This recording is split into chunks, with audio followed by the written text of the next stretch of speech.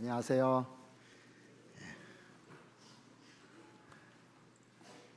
찬양대 이렇게 서서 찬송하는 거 보니까 부럽죠? 부러워요? 여러분들이 그 국립 합창단에 들어가면 얼마나 영광입니까? 근데 하나님 앞에서 찬양하는 것이 너무나 영광스럽고 감사한 일입니다. 그래서 연말이 됐는데 우리 봉사를 찬양대 봉사도 있고 또 교회학교 교사 봉사도 있으니까 기도해 보시고 많이들 이렇게 내년에 봉사할 수 있도록 하시면 좋을 것 같습니다. 같이 하나님께 기도드리겠습니다. 전능하신 우리 아버지 하나님, 하나님의 그 크신 사랑으로 말미암아 저희들이 구원받고 소망 가운데 살아갈 수 있도록 그 크신 은혜 베풀어 주심에 너무나 감사를 드립니다. 구원을 받고 날이 가면 갈수록 주님이 오실 날이 가까워지면 가까워질수록 우리가 받은 구원이 얼마나 크고 놀라운 일인지 또 감격하고 감사가 되지 아니할 수 없습니다. 사람이 이 땅에 살다가 주님 앞에 섰을 때 이 구원이 정말 얼마나 큰지를 더 실감나게 느끼리라 생각합니다. 그날을 위해서 주님 앞에 서는 그 시간을 위해서 이 시간 충성되이 하나님을 위해서 살 수 있도록 저희들 은혜 베풀어 주시옵기를 바랍니다. 부족하고 연약한 저희들을 늘 사랑으로 감싸 주시고 또 많은 어려움들 주님이 감당해 주시고 또 하나님 앞에 걱정스럽게 해둔 일들도 눈 감아 주시면서 우리와 함께 길을 걷고 계시는 주님 오시는 그날까지 저희들이 주님의 은혜에 보답하면서 살아가는 생이 될 수 있도록 도와주시옵기를 바랍니다. 우리가 구원받은 이 한 가지만으로도 모든 것이 만족이 되고 또 부족한 것이 없는 저희들 하나님 앞에 원망이나 불평하지 않고 또 늘 감사하는 생활이 될 수 있도록 하나님 도와주시옵기를 바랍니다.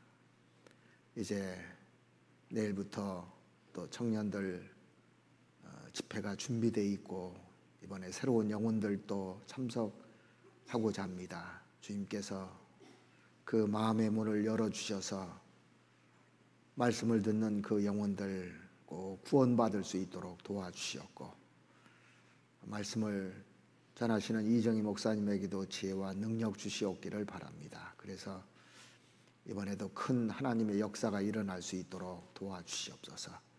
그리고 지난 대집회를 통해서 말씀을 듣고 구원받은 분들 하나님께서 하나님의 말씀으로 잘 양육시켜 주시고 또 잘 배워서 하나님 앞에 귀하게 쓰임받을 수 있도록 하나님 도와주시옵소서.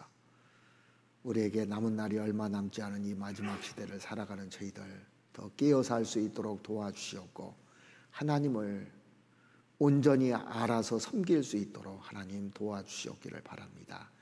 이 시간에도 저희들에게 나타내시고자 원하시는 말씀으로 채워주시옵고 우리가 그 말씀을 마음속 깊이 새기고 또 행함으로 주님의 뜻을 나타낼 수 있도록 도와주시옵기를 바랍니다. 모든 것을 주님께 의지하며 우리를 사랑하시는 우리 구주 예수 그리스도 이름으로 기도드렸습니다. 아멘.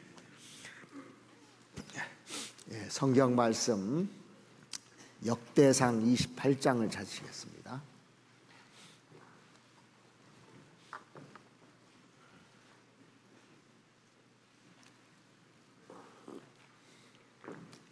역대상 28장 9절 10절을 제가 읽어드리겠습니다. 역대상 28장 9절 10절 말씀 보시겠습니다. 내 아들 솔로몬아 너는 내 아비의 하나님을 알고 온전한 마음과 기쁜 뜻으로 섬길지어다. 여호와께서는 뭇 마음을 감찰하사 모든 사상을 아시나니 내가 저를 찾으면 만날 것이요 버리면 저가 너를 영원히 버리시리라. 그런즉 너는 삼갈지어다.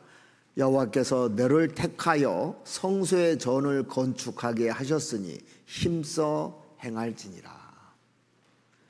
이 본문 말씀은 다윗이 이 세상을 떠나기 직전에 그 아들 솔로몬에게 남긴 말입니다.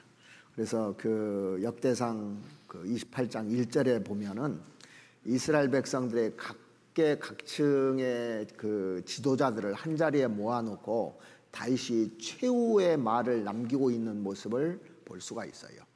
그래서 역대상 28장은 다윗의 최후의 말입니다. 우리가 마지막에 하는 말은 유언이잖아요. 그리고 아주 중요한 말입니다. 예수님께서 마지막 남기신 말이 뭡니까? 유언이 뭐예요? 다 이뤘다예요. 그거면 된 거 아닙니까? 구약의 가장 위대한 인물 중에 한 사람이 다윗이고 이스라엘 사람들이 가장 존경하는 인물이 다윗입니다. 그래서 다윗은 이스라엘 민족사에서 가장 존경받고 추앙받는 인물입니다. 지금도 그건 변함이 없습니다. 그래서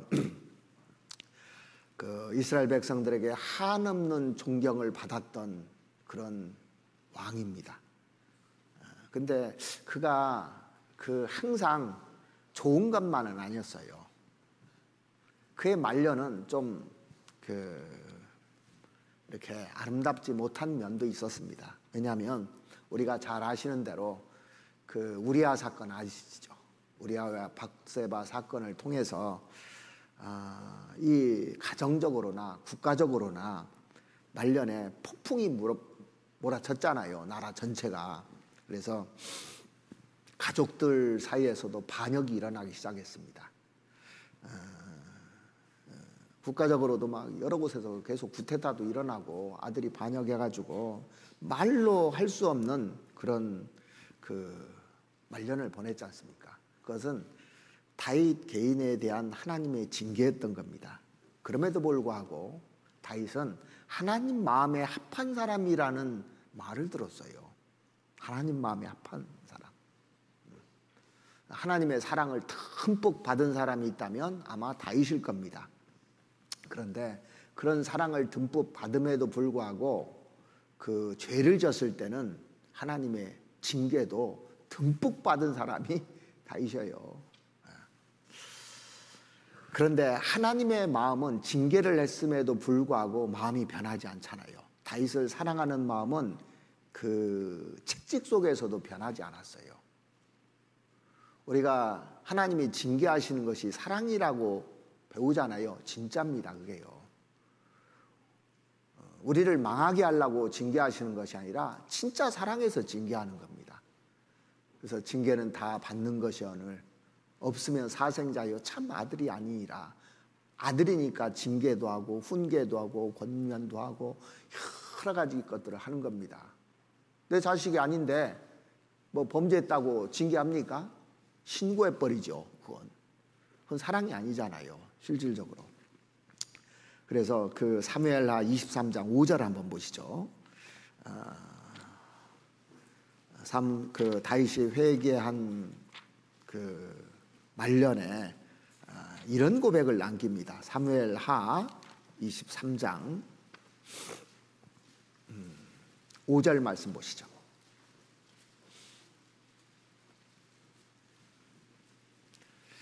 내 집이 하나님 앞에 이같지 아니하냐.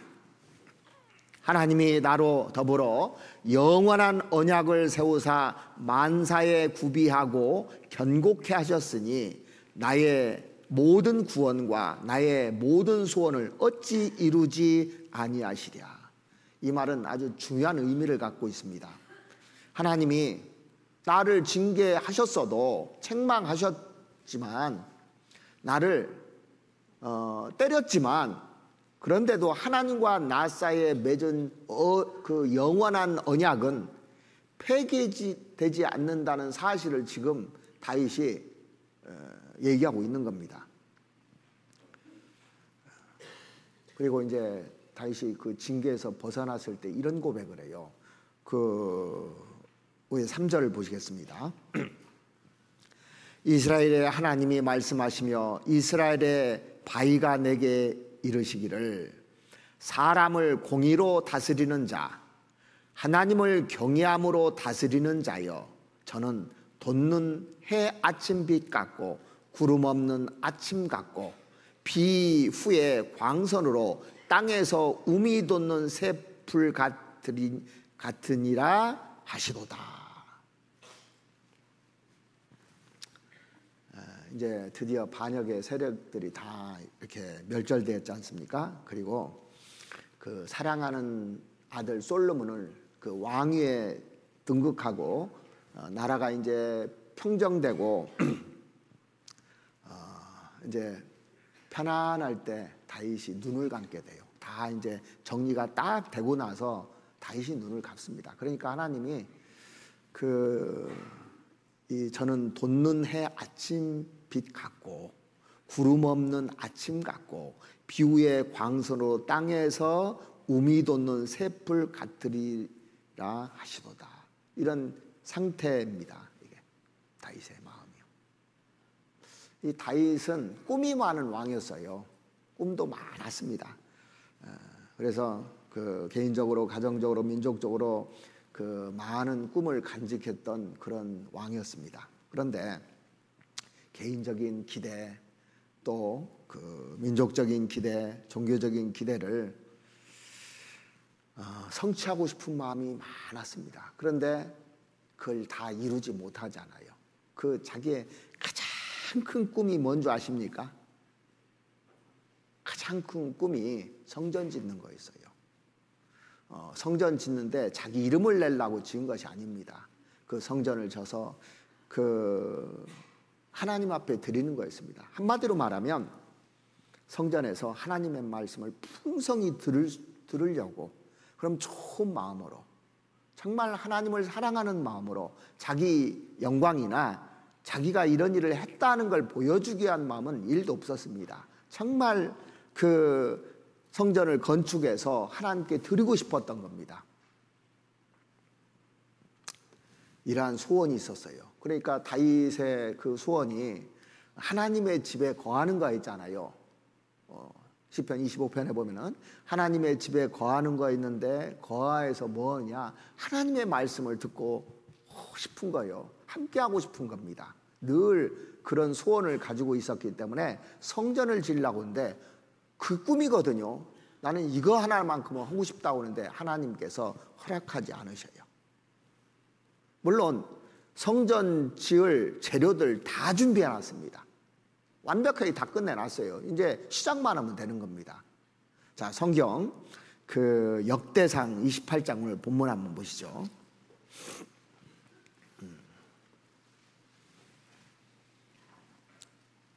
역대상 28장 1절 말씀부터 보시겠습니다.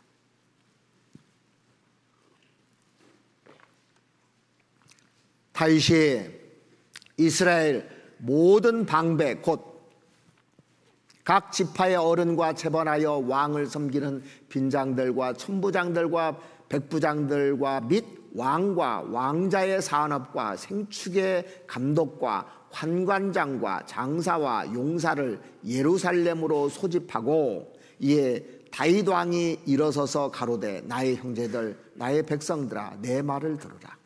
나는 여호와의 언약궤 곧 우리 하나님의 발등상을 봉헌할 전 건축할 마음이 있어서 건축할 재료를 준비하였으나 다 됐단 얘기예요. 그 다음 절을 보시겠습니다. 오직 하나님이 내게 이르시되 너는 군인이라 피를 흘렸으니 내 이름을 위하여 전을 건축하지 못하리라 하셨느니라.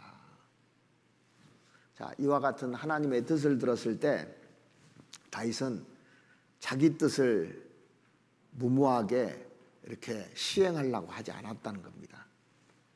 하나님이 나에게 어떻게 말씀하든 하나님의 뜻이 어떻든 내 고집대로 해야겠다고 그렇게 하지 않았어요. 왕이라면요 자기 고집대로 내가 이거 수건 삶이니까 내 때 이거 이루어야 되겠다고 아주 막 하는데 이 다윗은요 하나님 말씀에 아주 민감했던 사람이에요. 하나님 분명히 이렇게 얘기했거든요. 너는 군인이고 피를 많이 흘렸기 때문에 네 손으로 성전 건축 못한다. 그 말을 해도 요 세상 왕들은 자기가 맘먹으면 다 해버리잖아요. 예? 법을 고쳐서라도 하고. 그런데 다윗은 자기 그 소원이었는데 그것을 딱 버립니다. 그리고 그 성전 건축할 것을 그 아들 솔로몬에게 넘겨요. 그리고 다윗이 그 세상을 떠나는 마지막 순간이 되었습니다. 그 아들 솔로몬에게 이 과업을 넘기면서 이렇게 얘기를 해요. 9절을 한번 보시겠습니다. 오늘 본문입니다. 내 아들 솔로몬아, 너는 내 아비의 하나님을 알고 온전한 마음과 기쁜 뜻으로 섬길지어다. 여호와께서는 뭇 마음을 감찰하사 모든 사상을 아시나니 내가 저를 찾으면 만날 것이요 버리면 저가 너를 영원히 버리시리라. 그런즉 너는 삼갈지어다. 먼저 그 솔로몬에게 인생을 어떻게 살아가야 될지에 대해서 두 가지를 경고를 합니다. 너 하나님을 제대로 알고 온전한 마음과 기쁜 뜻으로 하나님 섬겨라. 이게 두 가지입니다. 그 다음에 10절에 그런즉 너는 삼갈지어다.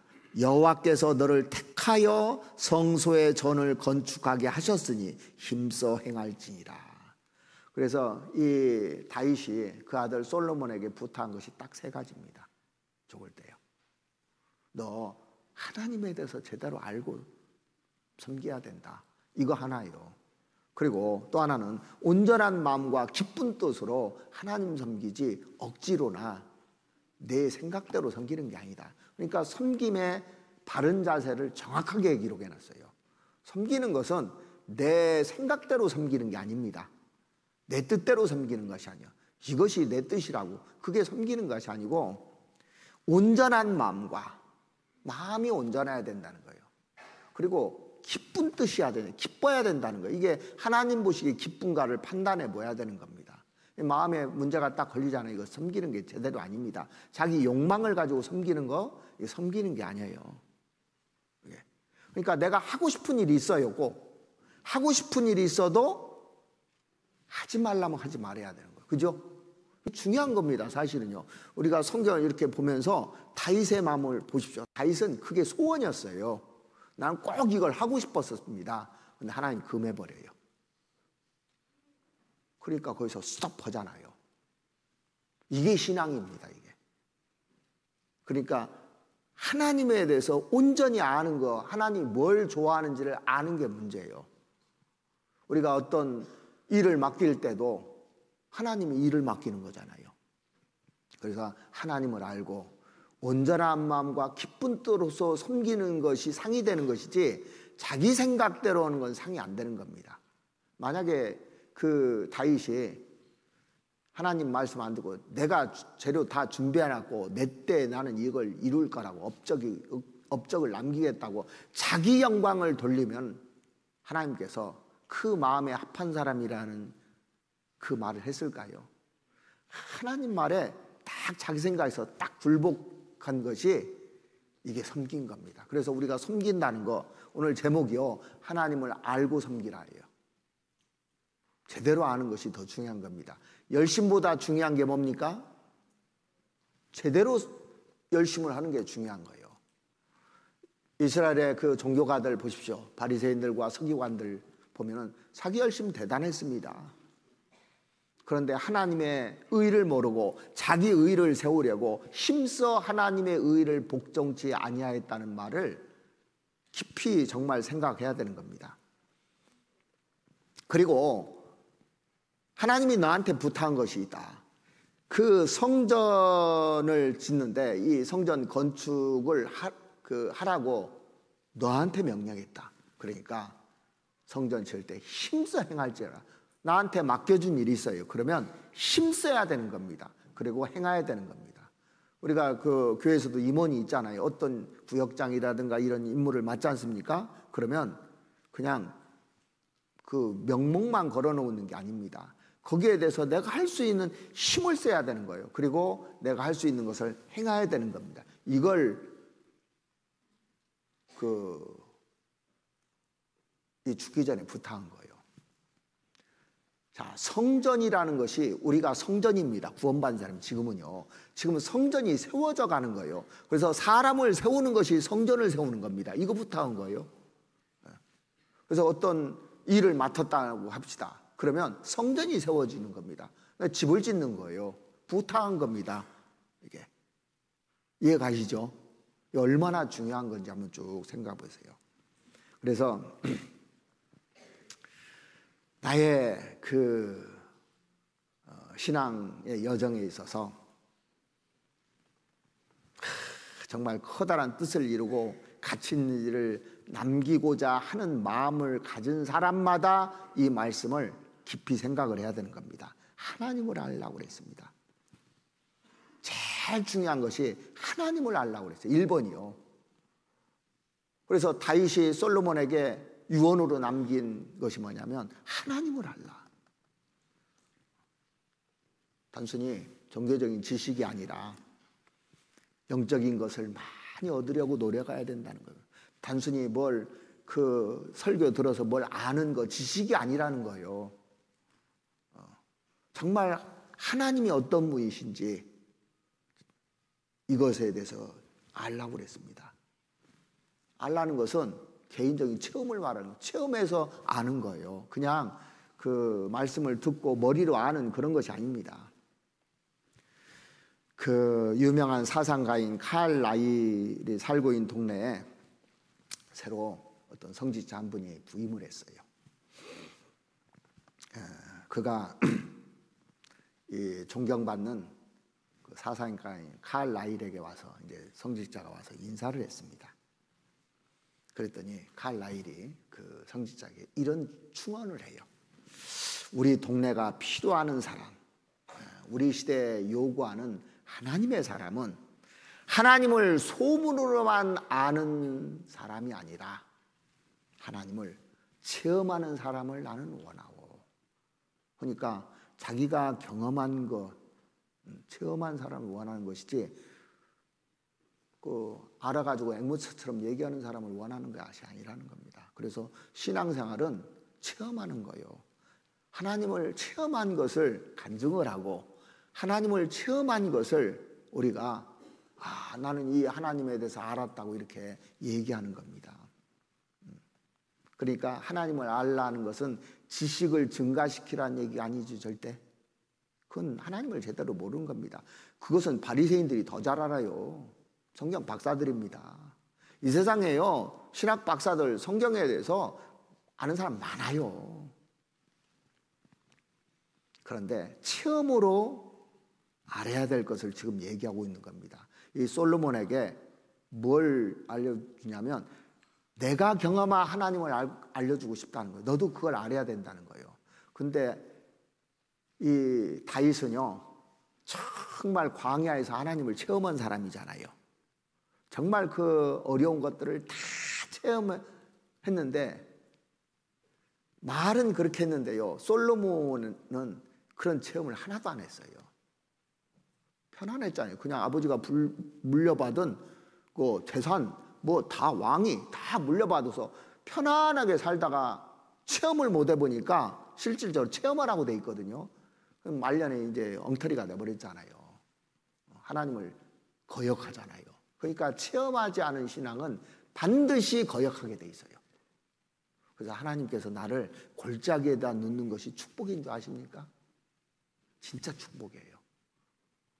가면 갈수록 그게 축복이라는 것을 느낍니다. 골짜기로 넣는 것이요. 그걸 체험한 사람은 뼈에 사무치고 마음에 있기 때문에 하나님을 의지하게 돼요. 그게. 여러분들 그게 축복입니다. 사실은요. 그 마른 자리, 좋은 자리들 찾아가는 게 이게 축복이 아닙니다. 사실은요. 안다는 것은 그 히브리 말로 야다라는 뜻인데 어떤 지식을 안다 그런 뜻이 아닙니다. 자, 남자가 여자를 안다. 서로 알 수 있잖아요. 직장에서도 남자, 여자 알 수 있고. 그런데 거기 원래 뜻은 성관계 속에서 깊이 안다는 뜻이에요. 그게요. 원래. 그러니까 자세히 한다는 겁니다. 우리가 형제자매들하고 이렇게 교제하는데 얼마나 아십니까? 잘 모르잖아요. 그 얼마나 고통을 받고 있는지, 어떤 상태에 있는지. 그래서 서로 마음을 알아주면 행복하지요. 내 마음을 알아줄 때 정말 마음이 녹잖아요. 행복하고. 그래서 그 남편과 아내가 아무리 싸워도요, 깊이 아는 게 있어요. 자식이 모르는 것이 또 있잖아요. 다른 사람이 모르는 게 있지 않습니까? 그렇듯이 하나님을 그 개인적으로 깊이 알기를 원한다는 겁니다. 이 플라톤에게 어떤 그 철학도가 찾아왔는데 참된 지식이 뭔지를 이제 설명을 쭉 했습니다. 그랬더니 이 철학도는 지금까지 참된 지식 스승들을 찾아서 만나보았지만 선생님 같은 분 제가 처음 봤다고, 선생님한테 진짜 많이 배웠다고 이렇게 얘기를 하는 거예요. 그 얘기를 딱 듣고 나서 이 플라톤이요, 이 철학도에게 묻기를, 자네가 지금까지 섬겨왔던 그 모든 스승을 진정으로 사랑하는가 물어봤대요. 이제 이 얘기를 들으니까 이 플라톤이 마음에 든 거예요. 근데 플라톤에서 얼마나 알을까요? 이 사람이요. 그냥 겉모습으로 멋있게 보인 거예요, 사실은요. 우리는 어떤 것을 보면 겉모습으로 멋있게 보이는 경우가 있잖아요. 그런데 그 지금까지 섬겨왔던 스승을 정말 사랑하는가 이렇게 물어봤답니다. 이어서 뭐라고 얘기했냐면, 자네에게 사랑하는 마음이 없이는 그 참된 지식을 얻을 수 없네. 진짜 사랑하는 마음이 없이는 참된 지식은 절대 얻을 수 없네. 지식은 참된 사랑의 관계를 통해서만 얻을 수 있는 것이기 때문이네 그랬어요. 그래서 사람이요, 정말 사랑해야 그 말이 들리고 그 말이 내 것이 되고 이게 마음에 꽂히는 거예요. 그러니까 우리가 진짜 하나님을 사랑하면 하나님 말을 들어요. 진짜 부모를 사랑하면 자식은 부모 말을 듣고, 진짜 스승을 사랑하면 스승 말을 듣습니다. 이게요. 진짜 회사 사장님을 사랑하면요, 직원이요, 말을 다 들어요. 들려요, 그게요. 그러니까 사랑하는 마음 없이는 절대 못 배우는 겁니다. 여러분들이 이 말씀을 들을 때 사랑하는 마음이 없잖아요. 하나님을 사랑하는 마음이 없으면 그게 안 들리게 돼 있어요. 그러면 실질적으로 어떤 문제가 터지면은 엉뚱하게 행동하고 엉뚱하게 말을 합니다. 사랑하지 않았다는 거거든요. 하나님을 진정으로. 그래서 우리도 이 그 플라톤이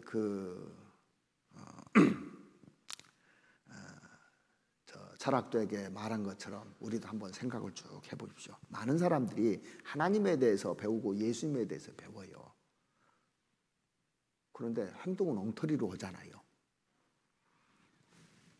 내가 주님의 피로 구원받기 전까지는, 그 하나님과 개인적인 관계를 맺기 전까지는 누구도 하나님을 참으로 안다고 할 수 없죠.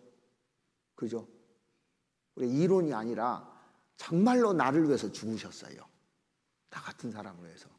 2000년 전에 진짜 나를 위해서 죽으신 것이 진짜 믿어져요. 사랑하면 내가 움직이게 돼 있어요.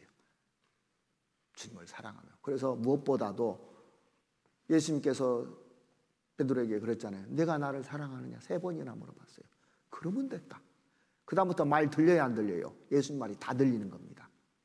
그래서 예수님 위해서 목숨을 버리고 살아요. 십자가에 거꾸로 매달 죽잖아요. 여러분들이 그 하나님을, 예수님을 얼마나 사랑하십니까?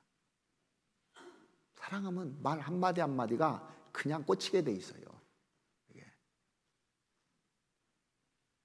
그래서 내가 진정으로 하나님 말씀을 사랑하고 이 사랑하면 그 뜻대로 살라고 하거든요. 그래서 이것을 체험한 다윗이 그 아들 솔로몬에게 유언으로 첫 번째 남긴 말이 내 아들 솔로몬아, 그러면서 너는 내 아비의 하나님을 알고 그랬어요. 내 아비가 경험했던 하나님을 알았으면 좋겠다. 그 얘기가 뭐냐면 내가 평생 동안 체험해온 하나님을 알았으면 좋겠다. 그래서 제가 가장 좋아하는 성경 중에 하나가 시편이거든요. 보면은 다윗이 체험한 하나님이 거기에 다 묻어져 있어요. 진짜 체험한 거잖아요. 그래서 그가 임종의 순간을 두고 유언으로 남긴 것이 너 체험을 통해서 하나님을 배워야지 책상에 앉아서 왕궁에 앉아서 너 절대 하나님 못 배운다, 이거 유언으로 남겼거든요. 그러면 잘 새겨들었으면 솔로몬이 아주 마지막까지 위대한 왕이 됐을 겁니다. 자, 하나님은 도대체 어떤 하나님이냐? 다윗에게 하나님은 도대체 어떤 하나님이냐면 세 가지를 강조해요. 이 시편 전체를 쭉 보면요, 다윗이 강조한 것이 있더라고요. 어떤 하나님을 알기를 원하는지. 거룩한 하나님에 대해서 얘기했어요. 시편의 많은 부분에. 제가 시편을 전체적으로 쭉 보면서 다윗이 어떤 하나님을 알기를 원했는가 했냐면 거룩하신 하나님을 알기를 원했던 겁니다. 성경 몇 군데 한번 찾아보시겠습니다. 시편 22편을 한번 보시죠.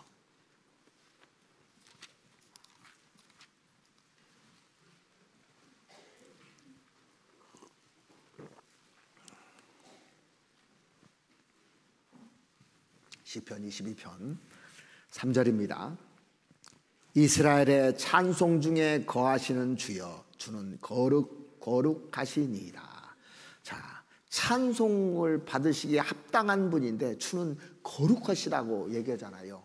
자, 우리가 그 간증할 때 제가 이런 말을 별로 들어본 적이 없어요.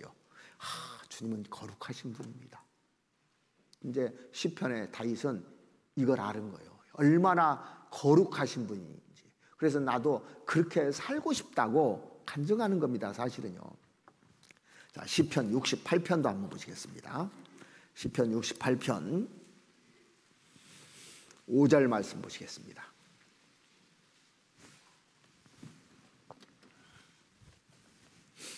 그 거룩한 처소에 계신 하나님은 고아의 아버지시며 과부의 재판장이시라.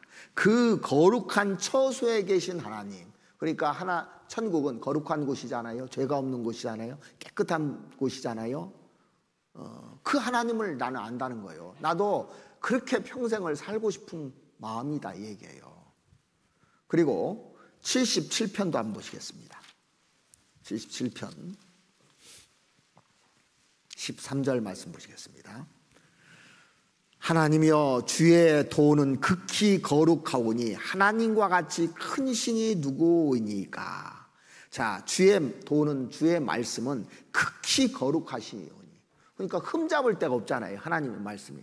그러니까 흠잡을 데 없는 하나님의 말씀을 내가 그대로 받아들이면, 그렇게 살면 나도 흠잡을 데 없는 사람으로 바뀐다, 그 얘기지 않습니까? 하나님과 같이 큰 신이 누구니까. 세상에 없다는 얘기예요. 이렇게 거룩한 분이요. 시편 99편 3절도 보시겠습니다.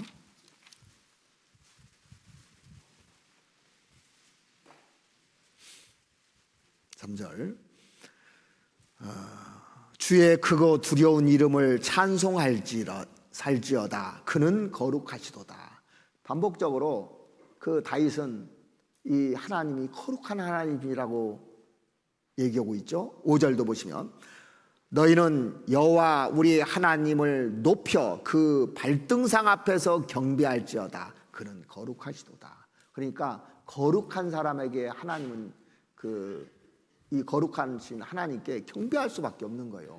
사람이 그러니까요, 구원받아도 정말 거룩하게 사는 사람한테는 머리가 숙여지잖아요. 자, 9절도 보시겠습니다.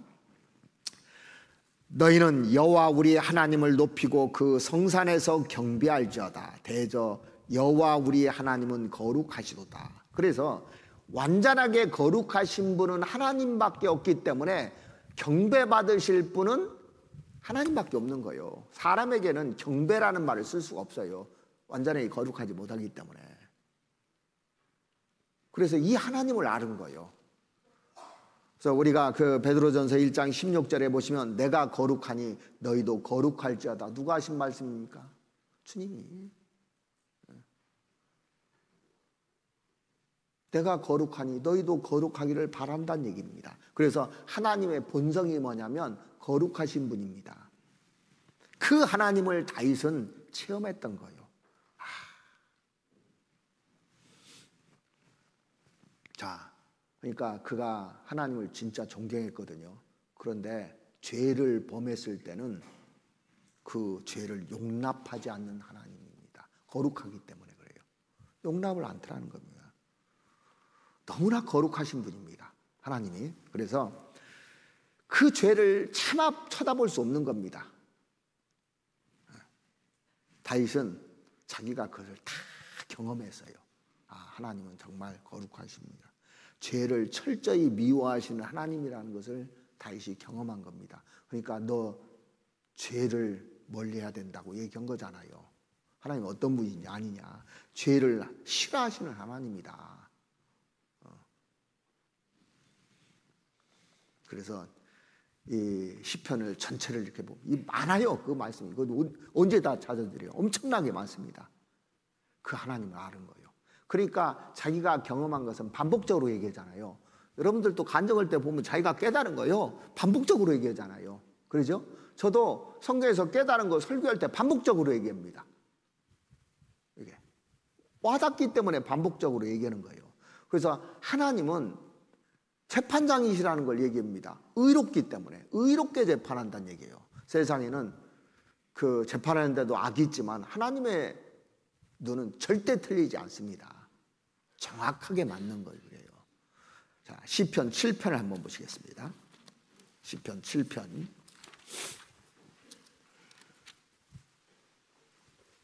11절 말씀 보시죠. 7편 11절 하나님은 의로우신 재판장이심이며 매일 분노하시는 하나님이시로다.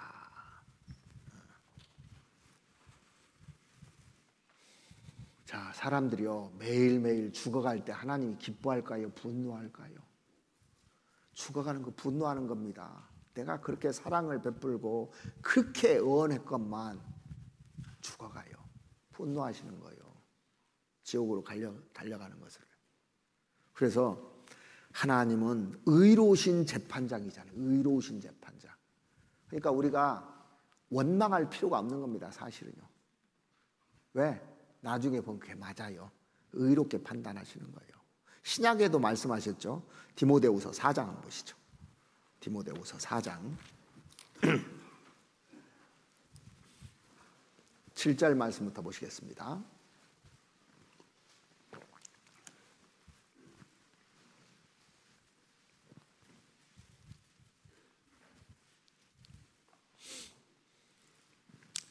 내가 선한 싸움을 싸우고 나의 달려갈 길을 마치고 믿음을 지켰으니 이제 후로는 나를 위하여 의의 면류관이 예비되었으므로 주 곧 의로우신 재판장이 그날에 내게 주실 것이니 내게만 아니라 주의 나타나심을 사모하는 모든 자에게니라.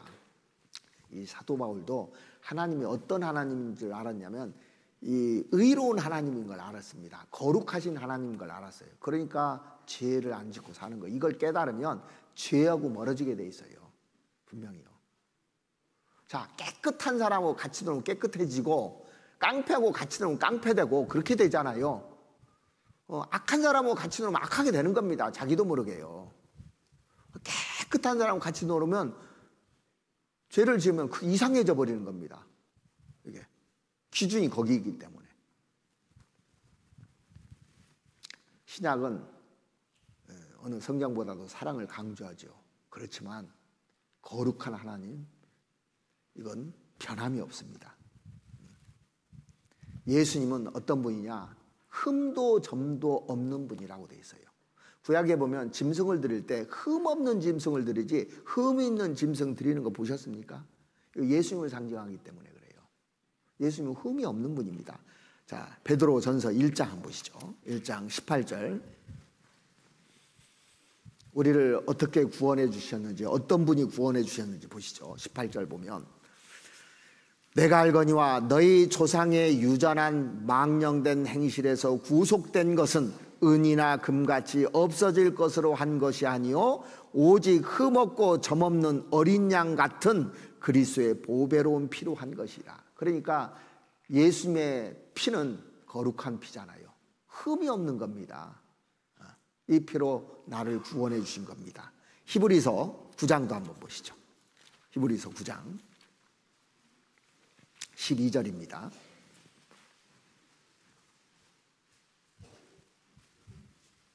염소와 송아지 피로 아니하고 오직 자기 피로 거룩한 피입니다. 이게 영원한 속죄를 이루사 단번에 성소에 들어가셨느니라.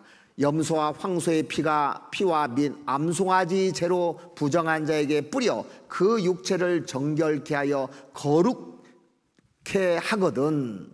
자, 짐승도 이 피를 뿌려서 거룩하게 한다면 하물며 영원하신 성령으로 말미암아 흠없는 자기를 하나님께 드린 그리스도의 피가 어찌 너의 양심으로 죽은 행실에서 깨끗하게 하고 살아계신 하나님을 섬기게 못하겠느냐. 자, 우리가 하나님을 섬길 수 있는 이유가 뭡니까? 하나님은 거룩한 분이시기 때문에 섬길 수 있는 겁니다. 이게요. 자, 직장에서요, 사장님이요, 정말 거룩한 분이셔. 깨끗하고. 그러면 그냥 섬기지 말라고도 섬기죠. 근데 흠이 많고 막 뭐 비리를 저지르려고 뭐 하면 섬깁니까? 안 섬깁니까? 안 섬기는 거예요. 이게. 그래서 우리가 앞에서 일을 한다는 게 얼마나 두렵고 떨리는 건 줄 아십니까? 왜냐하면 이렇게 살아야 되기 때문에요. 그러니까 앞에서 일을 하면 좋은 점도 있고 안 좋은 점도 있어요. 좋은 점은 잘하면 그보다 큰 상을 받을 수가 없어요. 잘못하면 심판을 더 많이 받아요. 이게 문제입니다. 보세요. 대통령이 잘하면 아주 왕이 잘하잖아요. 영원토록 칭찬받아. 세종대왕. 우리나라에서 세종대왕을 욕하는 사람 없죠? 거의. 모르겠어요. 욕하는 사람도 있을지 모르지만 저는 아직 못 들어봤어요. 존경하는 인물 1위가 이순신이고 2위가 세종대왕이더라고요. 이순신을 욕하는 사람도 없어요. 그만큼 거룩하게 살았고 백성을 위해서 살았고 자기를 위해서 살지 않고 나라와 백성을 위해서 살았기 때문에 그렇게 존경받는 겁니다. 그러니까 뭐 구역장이 됐건 뭘 하건 내가 구역을 위해서 살고 나를 위해서 살지 않고 하면 존경받게 돼 있고 따르게 돼 있습니다.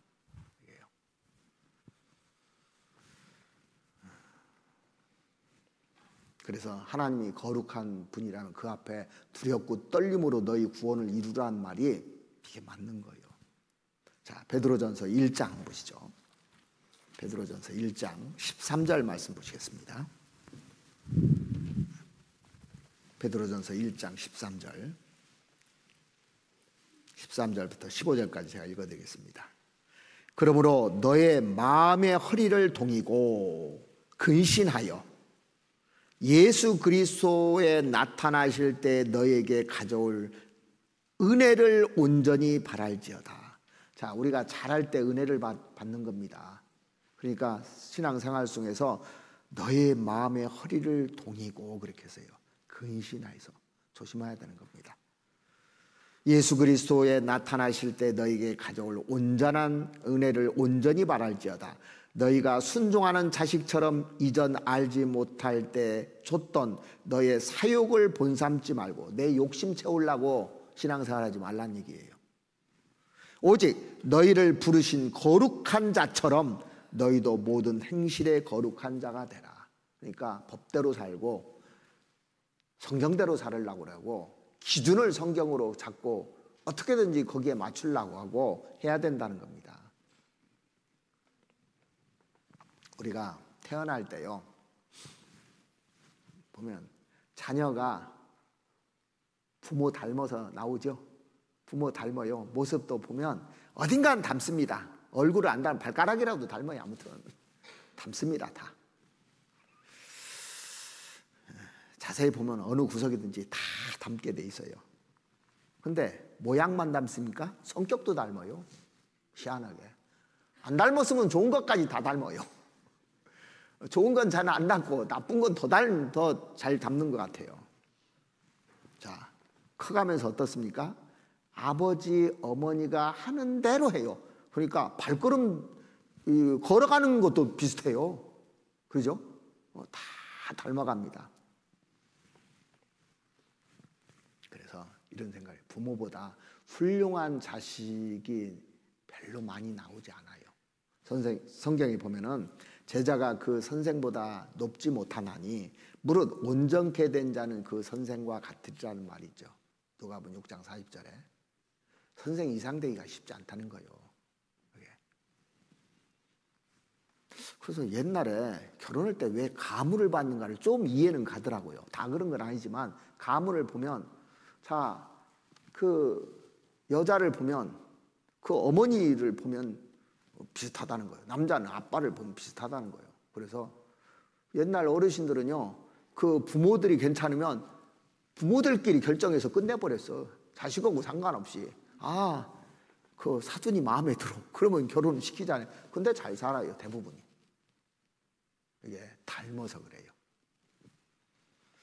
마찬가지로 신앙도 닮습니다. 안 닮을 것 같아요. 교회마다 교회 문화가 있더라고, 제가 다녀보니까. 근데 먼저 구원받은 사람이 어떻게 하느냐에 따라서 똑같아요. 그 뒤에 사람들도 다 똑같이 닮아요. 희한합니다, 그게. 신앙도 마찬가지입니다. 그러니까 먼저 구원받은 사람은 그대로 닮아요. 그러니까 구원받고 나서 내가 교제한 사람이 누구냐에 따라서 또 결정이 되더라고. 그 사람은 교제했으니까. 저는 그 구원받고 나서 정말 축복을 참 많이 받은 것 같아요. 이제 저 같은 경우는 그 아버지하고 같이 살아본 적이 거의 없어서 아버지 영향을 거의 못 받았거든요. 그런데 초등학교 때부터 선생님들이요, 초등학교, 중학교, 고등학교, 대학교까지 선생님들이 저를 이뻐했거든요. 그러니까 그게 모델들이 다 된 거예요. 아버지 모습들이. 좋은 선생님들이. 그래서 그게 축복이더라고요. 지금 와서 보니까. 구원받고 나서도 지금 이제 돌아가셨는데 그 목사님을 존경했는데 그게 그대로 닮아져요. 그래서 축복이에요, 그게요. 누구를 만났느냐가. 닮게 돼 있습니다, 이게요. 구원받은 사람이 말을 함부로 하면요, 먼저 구원받은 사람이 나중에 구원받은 사람도 영락없이 말을 함부로 합니다. 구원받은 사람이 먼저 구원받은 사람이 행동을 이중적으로 하지 않습니까? 나중에 구원받은 사람들도요, 행동을 이중적으로 해요. 거기서 벗어나지 않습니다. 먼저 구원받은 사람이 욕망으로 가득 차 있지 않습니까? 나중에 구원받은 사람도 욕망으로 가득 차 있어요. 그래서 교회 문화가 그렇게 중요한 거예요. 그래서 먼저 구원받은 사람이 진짜 잘해야 돼요. 저는 꼭 심고 싶은 것이 이거예요. 제가 성경에서 느낀 하나님, 예수님이 나는 마음이 온유하고 겸손하니 내 멍에를 메고 내게 배우라고 그랬어요. 그리하면 너희 마음이 힘을 얻으리라. 그러니까 사람이 온유하고 겸손하면 마음이 힘을 얻어요. 교만하면 항상 다툼이 일어나요. 그래서 누가 공격하면 가만히 있는 게 최고입니다. 대항하지도 마요. 예수님이 그러셨잖아요. 예수님이. 누명도 다 쓰고.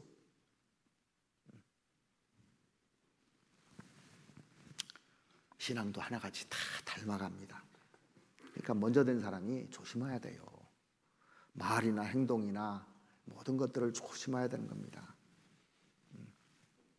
나중에 구원받은 사람의 신앙을 망치게 할 수가 있어요. 그러면 실족이잖아요, 그게요. 실족하면 연자 맷돌을 메고 바다에 빠추는 것이 낫다고 그랬는데, 제가 이스라엘에 가서 연자 맷돌을 봤는데 2아름 되더라고요. 2아름. 이렇게 해서요. 얼마나 커요. 그거 목에다 매들면 절대 못 나와요. 말 조심해야 되는 거예요. 함부로 말을 하면 안 되고 하나님이 계시는 겁니다. 그래서 우리가 하나님의 자녀라면 하나님 자녀답게 살 수 있는 성품을, 신의 성품을 주었다고 돼 있죠. 베드로후서 1장 4절에 보면요. 신의 성품이 와 있어요. 할 수 있는 능력이 있는데 않는 거예요. 그래서 내가 거룩하니 너희도 거룩할지어다. 그 얘기를 왜 했냐면 가능하니까 하는 겁니다.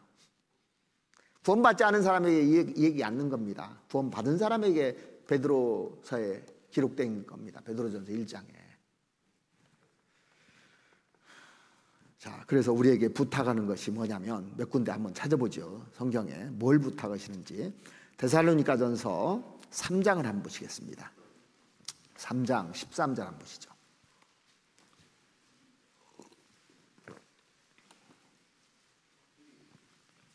데살로니가전서 3장 13절. 너의 마음을 굳게 하시고 우리 주 예수께서 그의 모든 성도와 함께 강림하실 때 하나님 우리 아버지 앞에서 거룩함에 흠이 없게 하시기를 원하노라.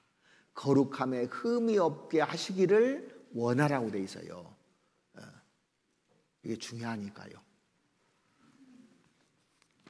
그 다음에 베드로후서 3장을 한번 찾아보시죠. 베드로후서 3장 11절 말씀 보시겠습니다.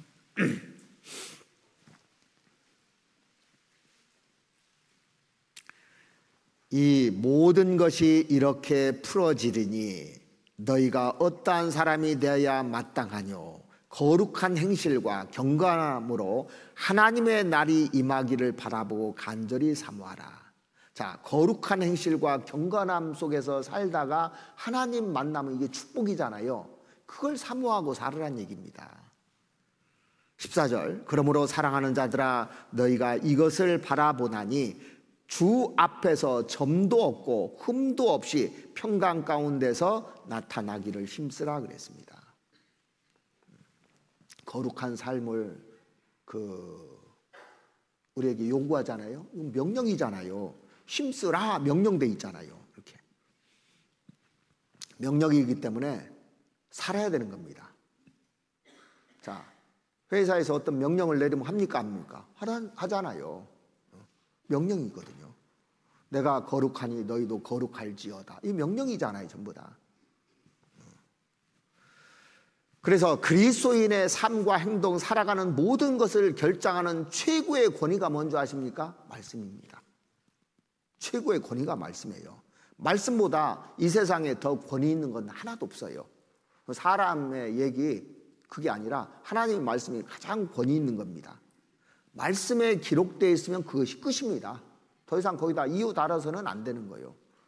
딱 끝내버린 거예요. 이렇게요. 거기에 무슨 이유를 달겠습니까? 그러니까 모든 이론은 아무 소용없는 겁니다. 많은 사람들이요 나와서 TV에 토론할 때 보니까요 자꾸 자기 이론들을 달아요. 성경이 이렇게 딱 결정이 되잖아요. 이론 필요 없는 겁니다. 성경에서 이렇게 결론 내리잖아요. 내가 거룩하니 너희도 거룩할지어다. 끝이야, 끝. 아이, 사람인지라.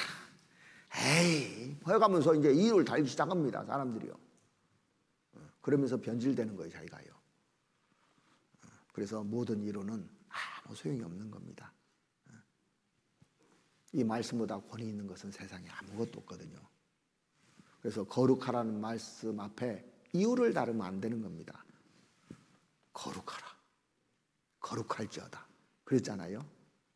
그래서 온갖 자기 주장도 있고 자기 사상도 있고 자기 철학도 있고 자기 생각 있잖아요. 끝내버려야 되는 거예요. 말씀 앞에는. 명령이면 끝나면 되는 건데 거기다 이유를 달면 안 되는 겁니다. 그럼 어떻게 사람이 거룩해질 수 있느냐? 어떻게 하면 거룩해질 수 있을까요? 비결은 알고 시작해야 될 거 아닙니까?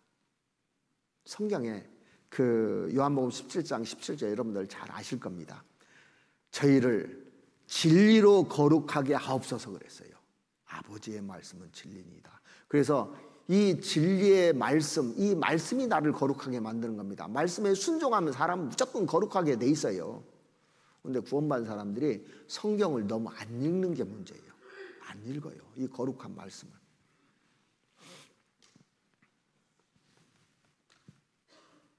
근데 읽는지 않는지 금방 압니다. 어떻게 아는지 아십니까? 행동을 보면 금방 알아요. 행동 보면. 아, 성경 읽는지 안 읽는지. 자, 무의식 중에 성경 안 읽는 행동들이 그대로 나와요. 성경을 읽는다고 그냥 읽는 게 아닙니다. 눈으로 그냥 아무 생각 없이 읽어도 아무 소용이 없는 거예요. 마음에 박혀야죠. 어떤 사람들 보면 성경 열심히 읽는다고 하거든요. 근데 행동을 보면 무례한 말이 막 거침없이 나와요. 이게 성경 읽는 겁니까? 성경 말씀 받아들이는 겁니까? 아니거든요. 어떻게 저렇게 말할 수 있지? 어떻게 저런 행동을 할 수 있지? 보면서요, 깜짝깜짝 놀랍니다. 하나님 앞에서 그렇게 얘기할 수 있을까? 그러니까 열심히 읽는데 자기가 그 성경 말씀을 듣고 읽잖아요. 듣고 싶은 거 안 듣고 보고 싶은 것만 보는 겁니다. 그게 성경이 있는 거냐고요. 이거 아니거든요.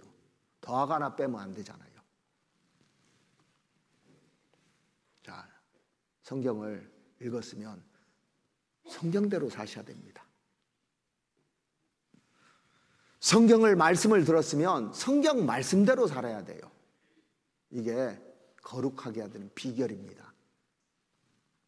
그래서 온갖 자기 주장이나 자기 사상, 자기 철학들을 뿌대야 되는데 이걸 들고 나와서 자기 의견을 관철하려고 그래요. 자, 보십시오. 제가 부부 상담을 많이 합니다. 와서 꼭 이 얘기를 해줘요. 성경 한번 찾아보시죠. 에베소서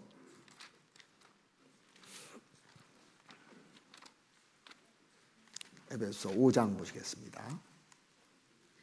5장 22절부터 한번 보시죠.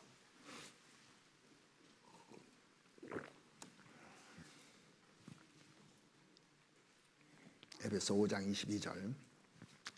아내들이여 자기 남편에게 복종하기를 주께 하듯 하라. 이는 남편이 아내의 머리됨이 그리스도께서 교회의 머리됨과 같음이니 그가 친히 몸의 구주시니라. 그러나 교회가 그리스도에게 하듯 아내들도 범사에 그 남편에게 복종할지니라. 남편들아 아내 사랑하기를 그리스도께서 교회를 사랑하시고 위하여 자신을 주신 같이 하라. 이는 곧 물로 씻어 말씀으로 깨끗하게 하사 거룩하게 하시고 자기 앞에 영광스러운 교회로 세우사 티나 주름 잡힌 것이나 이런 것들이 없이 거룩하고 흠이 없게 하려 하십니다. 여기 보면 거룩이라는 말이 계속 나오죠. 흠이 없게 만들려고 하잖아요. 그러면 남편과 아내 사이에 지켜야 될 그 명령들을 여기에 써놨습니다. 이 명령 앞에 이유가 없는 거예요. 시대가 변해서 이런 이유가 없는 겁니다. 왜 하나님은 그 아내들에게 남편에게 복종하기를 주께 하듯 하라고 했느냐?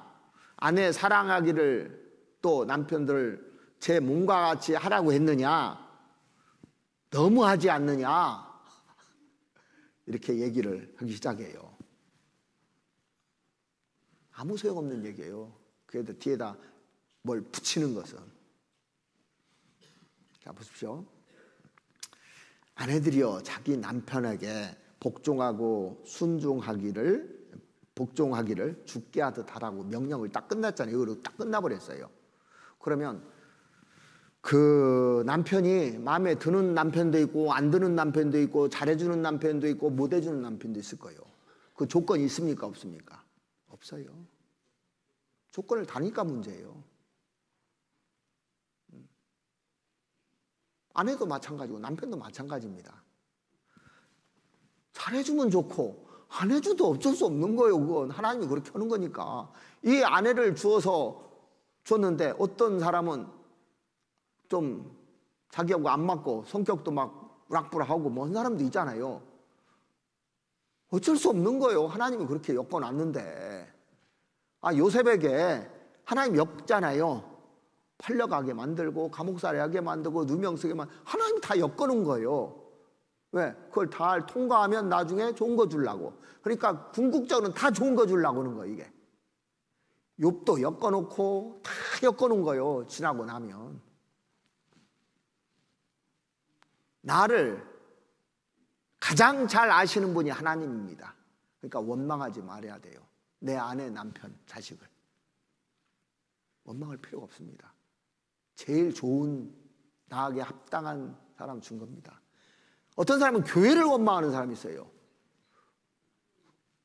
웃기잖아요. 한마디로 구원받으면 끝인데 더 부족한 것이 없는데. 자, 그래서 이 성경에 보면 이외에도 자식들아 아비들에게 순복하라 그랬죠.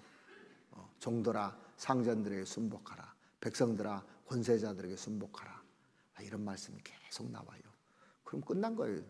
더 이상 뭐 거기다 까다로운 상전이면 거기다 대항하라 그런 얘기가 없어요. 그러니까 내 선만 딱 지키고 살면 하나님이 책임져 주시는 겁니다. 내 것만 하면 돼요. 다른 사람 거 신경 쓸 거 없고. 조건을 꼭 얘기해요. 그러니까 그러지 뭐 이렇게 시작을 하거든요. 누가 나를 미워하니까 내가 미워지. 이거 제가 그 어르신들 상담할 때 보면 죄 얘기하면 그 사람이 나를 미워하니까 내가 미워지, 미워하려고 해서 미워하냐고 또 이렇게 변명을 하니까 구원이 안 되는 거예요. 그거나 구원받은 사람이 안 변하는가 똑같지 않습니까? 이 권세 있는 말씀 앞에 절대적으로 복종해야 되는 겁니다. 지나고 나면요 그 말씀이 맞아요. 그러니까 자기 주장은 헛것입니다. 이게 왜 주장하는 줄 아십니까? 자기 욕망, 자기 욕심, 자기 이기심 때문에 주장하는 거예요. 전부 다요. 이게 잘 한번 보십시오. 마귀가 왜 자기 편을 만들려고 그래요? 마귀는 다 자기 편 만들려고 합니다. 이기심 때문에 그래요. 시기심 때문에. 그래서 우리는 하나님의 명령이면 이 거룩한 말씀 앞에 그냥 딱 따라가면요 하나님의 축복은, 은혜는 쌓아놓고 있어요. 그걸 경험하는 겁니다. 그 하나님을 알아야 되는 거예요. 거룩하신 하나님. 그래서 다윗이 그렇게 강조했던 것이 그 하나님을 알라는 겁니다.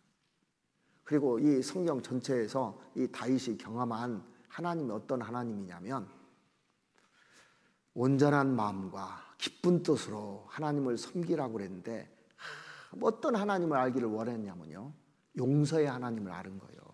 용서. 사울이 다윗을 얼마나 죽이려고 했습니까? 그러죠? 근데 끝까지 용서해 주잖아요. 그리고 자기가 피를 흘리지 않아요. 절대. 하나님께 맡기는데 하나님이 처리하잖아요. 자기 아들 압살롬, 아도니아 뭐 해서 반역하잖아요. 그래서 끝까지 사랑해요. 사울이 죽을 때 요나단이나 사울이 같이 죽을 때요 정말 슬퍼했어요. 용서했어요. 다. 얼마나 고생했습니까? 10여 년 동안 정말 고생했는데 그 용서하는 그런 하나님을, 아니 다윗을 이렇게 볼 수 있잖아요. 그 하나님을 배워야 된다는 거예요. 자, 시편 32편 한번 보시죠.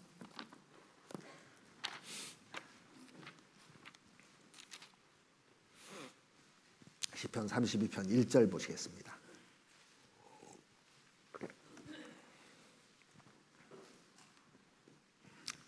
허물에 사함을 얻고 그 죄의 가리움을 받은 자는 복이 있도다. 마음에 간사가 없고 여호와께 정죄를 당치 않는 자는 복이 있도다. 마음에 간사한 것이 없어야 복을 받아요. 내가 토설치 아니할 때 종일 신음함으로 내 뼈가 쇠하였도다. 주의 손이 주야로 나를 누르오니 내 진액이 화하여 여름 가물에 마름같이 되었나이다. 내가 이르기를 내 허물을 여호와께 자복하리라 하고 주께 내 죄를 아뢰고 내 죄악을 숨기지 아니하였더니 곧 주께서 내 죄의 악을 사하셨나이다. 그래서 다윗은 평생에 하나님을 통해서 하나님이 자기를 용서해 주신 것을 체험했잖아요. 정말 사람을 죽이고 간음죄를 진 죄 얼마나 큰 겁니까? 그래서 이 다윗이 잘한 것이 뭐냐면 회개하는 거예요. 자백하는 거예요. 왕이면 이게 누를 수 있잖아요. 나단 선지자가 와서 그 죄를 지적했을 때 나단 선지자 목 딱 베버리면 끝나잖아요. 감쪽같이. 근데 하나님이 보고 있었고 그 앞에 엎드립니다. 그러니까 죄 고백 없이 많은 사람들은 용서만 받으려고 그래요. 이게 잘못된 거예요. 죄 고백은 안 했어요. 근데 왜 용서 안 해주냐 이래요. 그 용서가 됩니까 안 됩니까? 우리가 회개 없이 죄의 문제 해결 안 하고 용서받은 사람이 있습니까? 많은 교회들이 그냥 예수님 내 죄 다 용서했다고 그 얘기지 자기 죄에 대해서 회개하고 정말 그 죄 때문에 고민해 본 적 없잖아요. 우리가 구원받을 때 그렇게 해서 내가 평화를 누렸듯이 그 회개 없는 복음이 없듯이 고백 없는 용서 없습니다. 하나님 용서 안 해줘요. 그런 용기가 없으면 평화는 없습니다. 그 마음에요. 죄인은 하나님의 진노와 심판과 하나님의 저주와 형벌들을 결코 피할 수 없다는 것을 깨달은 사람이 자백해서 용서받는 거잖아요. 다윗은 그걸 용서를 받고 감격한 거예요. 그래서 막 시편에 보면 감격과 감동으로 꽉 차 있습니다. 나를 용서해 주신 하나님. 이거 꽉 차 있어요. 이 하나님을 너 알아야 된다. 그 얘기한 겁니다. 그래서 자기가 죄를 지었지만은 그것을 자백하고 하나님께 용서받았을 때 그때 사람이 변하기 시작해요. 근데 그거 없이 그냥 묻어가잖아요. 절대 안 변합니다. 이게.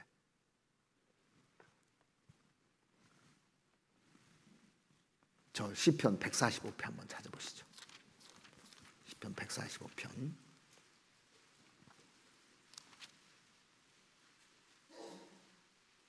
17절 한번 보시겠습니다. 여호와는 은혜로우시며 자비하시며 노하기를 더디하시며 인자하심이 크시도다. 하나님은요 그 죄를 끝까지 가만히 갖고 있는 분이 아닙니다. 너 두고 보자는 하나님이 아니고 은혜롭고 자비하시며 노하기를 더디하시며 인자하심이 크신 분이기 때문에 죄를 고백하기만 하면 용서해 주려고 기다리는 분이에요. 근데 그것 없이는 변화 없습니다. 그래서 하나님이 우리가 변한 거 한번 보십시오. 왜 변했는 줄 아십니까? 용서 때문에 변한 거예요. 혼나서 변했으니까? 세상에 혼나서 변할 사람 별로 없어요. 혼나면 안 변해요, 사람들이요.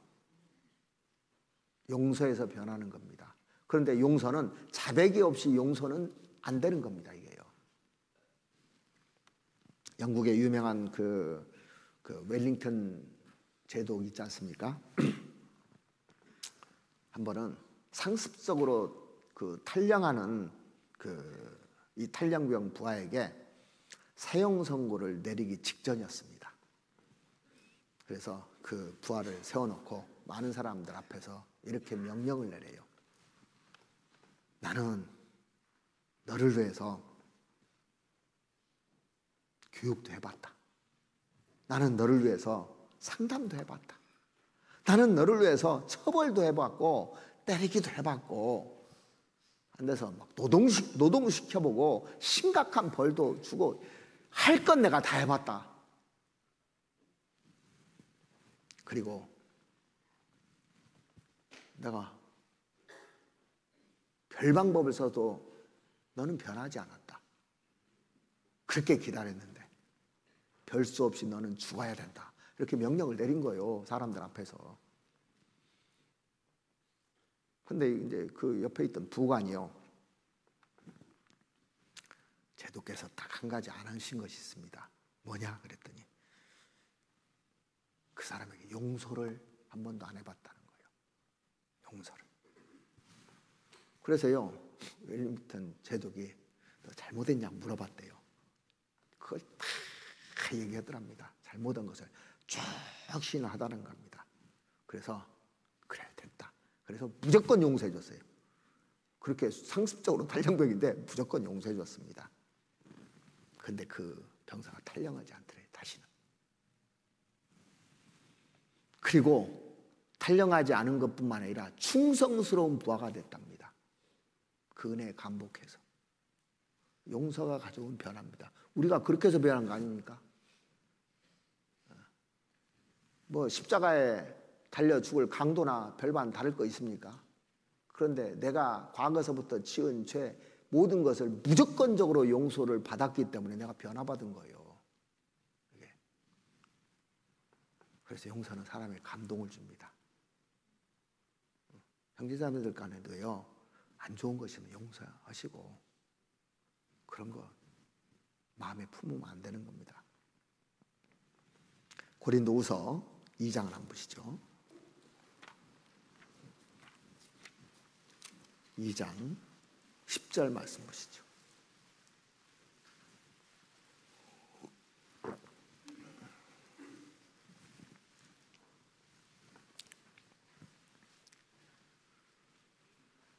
너희가 무슨 일이든지 네게 용서하면 나도 그리하고 내가 만일 용서한 일이 있으면 용서한 그것은 너희를 위하여 그리스도 앞에서 한 것이니 이는 우리로 사단에게 속지 않게 하려 함이라. 우리가 그 괴계를 알지 못하는 바가 아니로다. 용서하지 않으면 사단에게 속아서요, 여기에 내가 망하는 거예요, 사실은요. 이 여자가 아니라서 모르는데 남자들에게 쉽게 회복되지 않는 것이 두 가지가 있어요. 우리 자매님들이 좀 잘 알으면 좋을 것 같아요. 남자들이 나이 먹으면 어디다 신경 쓰던가요? 네? 건강, 그죠? 왜? 일을 해서 벌어 먹여야 되고 내가 일이 했어. 힘이 있어야 남자 구실을 한다고 생각을 해요. 힘이 없으면 남자 구실을 못 한다고 생각해요. 그러니까 건강 챙기려고 다 그래요. 그래서 나이 먹은 우리 형제님 있으면 건강 챙겨주면 좋아합니다, 다.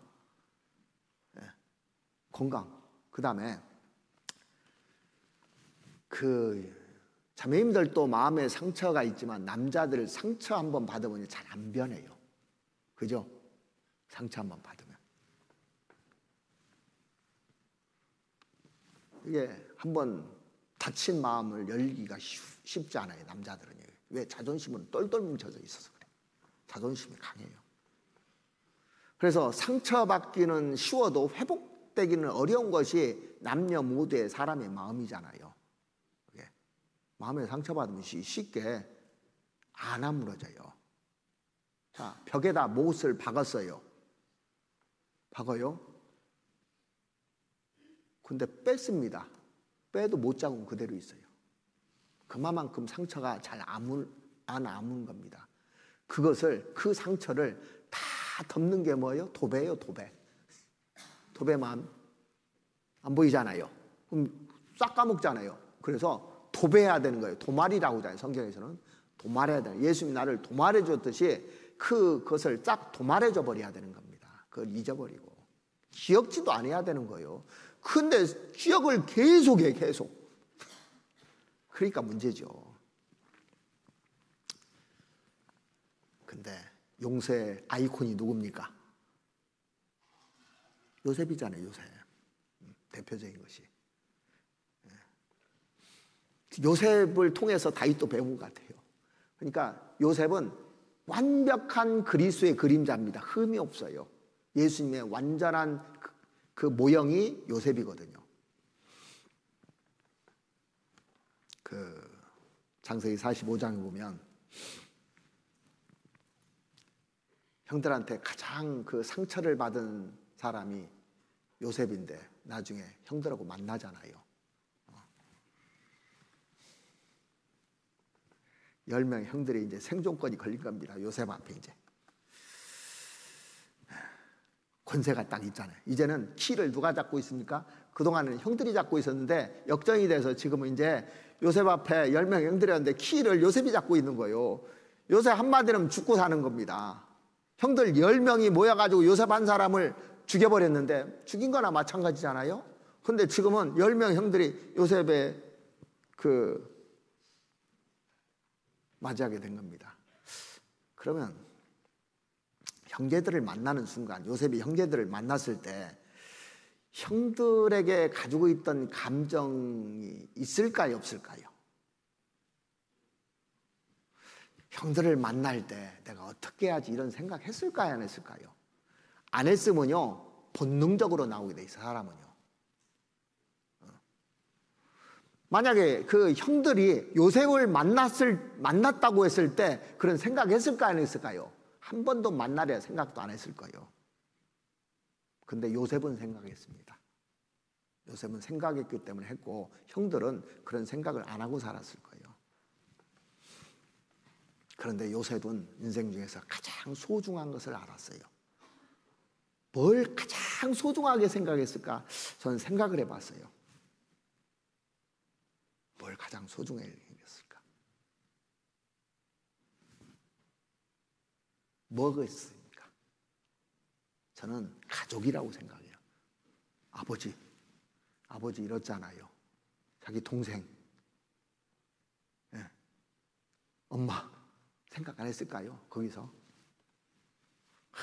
나도 가족이 있었으면, 나도 엄마 아빠하고 같이 있었으면 더 생각했을 겁니다.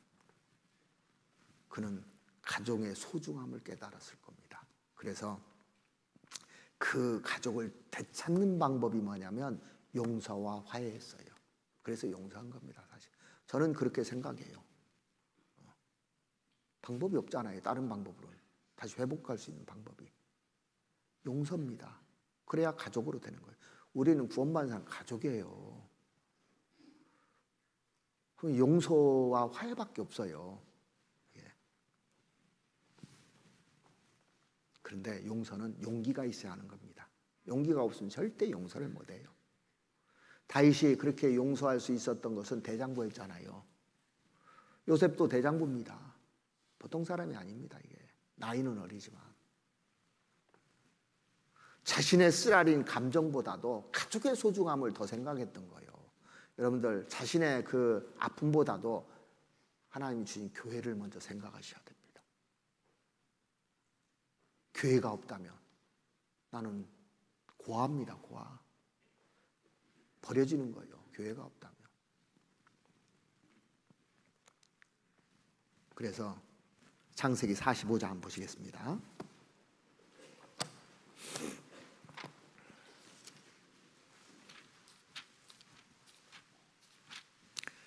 창세기 45장 5절 한번 보시겠습니다.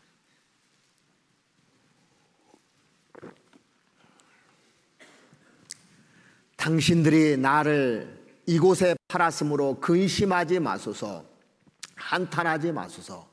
하나님이 생명을 구원하시려고 나를 당신들 앞서 보내셨나이다. 얼마나 큰 마음을 가지고 있어요. 그러니까 이 가족을 70명의 가족을 다 품었잖아요. 그리고 애굽에서 아주 편안하게 살았잖아요. 용서 속에서 평안이 있는 겁니다. 행복했을 거 아닙니까? 그리고 10명의 형들은 정말 요셉을 존경했을 겁니다. 자기 동생인데도 불구하고. 세상에 이런 동생이 다 있는가 하면서 감격하면서 살고, 그 자기가 지었던 죄를 뉘우치면서 살지 않았겠습니까? 그리고 형들이 변하지 않았겠습니까? 우리도 그렇게 살아야 되는 겁니다. 그래서 이 다윗이 깨달은 하나님은 용서의 하나님을 깨달은 거예요. 자기를 용서해 주신 하나님을 알았기 때문에 그 사울도 용서하고 자기 아들들, 반역한 아들들도 용서하고 다 용서한 걸 깨달은 거예요. 이게 그리스도입니다. 그리고 또 한 가지 다윗이 깨달은 것은 하나님은 진짜 신실하신 하나님이라는 것을 깨달은 겁니다. 신실하다는 것은 약속을 지키시는 하나님, 선하신 하나님, 이 말씀대로 그대로 하시더라는 겁니다. 아무리 큰 죄를 져도 회개하고 돌이키니까 다시 써주시는 하나님을 깨달은 거예요. 우리가 구원받고 나서 잘못했다고 하나님이 안 써주는 것이 아닙니다. 회개하잖아요. 항상 써주셔요. 이 베드로는 예수님을 3번이나 부인했습니다. 그냥 부인한 것이 아니고 맹세하고 저주하면서 부인했어요. 근데 요한복음 21장에 다시 기회를 주시잖아요. 내가 나를 사랑하느냐 물어봐요. 다시 기회를 주셔서 정말 주님을 위해서 살다가 큰 상을 받은 제자가 됐잖아요.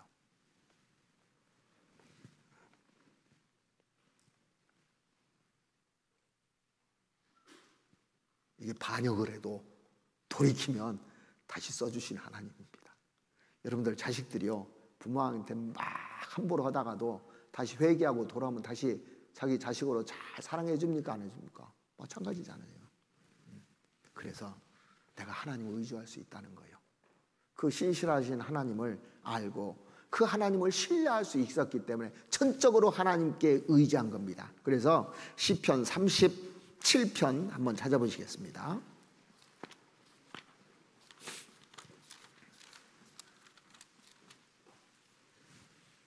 3절 말씀 보시겠습니다.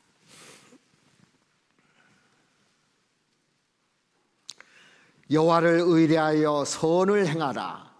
땅에 거하여 그의 성실로 식물을 삼을지어다. 이 성실하는 하나님을 찬양하는 다윗의 고백을 우리가 여기서 들을 수가 있지 않습니까? 이 하나님의 선하심이, 이 하나님의 인자하심이, 하나님의 인애하심이, 하나님의 성실하심이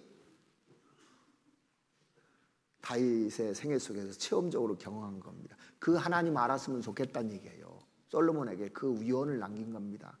내가 이런 하나님을 아는데 너도 하나님이 얼마나 성실하시고 신실하시고 인애하시고 인자가 많으신 분인지 더 알았으면 좋겠다. 콜리치라는 그 유명한 기독교 철학자이자 시인에게 어떤 사람이 물었습니다. 당신이 믿고 있는, 당신이 가지고 있는 기독교 신앙을 이해할 수 있도록 우리에게 변증을 해달라고 이렇게 부탁을 했어요. 그래서 이제 이 콜리치라는 신학자가 대단한 변증을 할 줄 알고 기대를 했습니다. 굉장하게 이제 쫙 늘어날 줄 알고. 근데 딱 한마디 하더래요. 실험해 보아라. 한번 체험해 보아라. 그러면 알 것이다.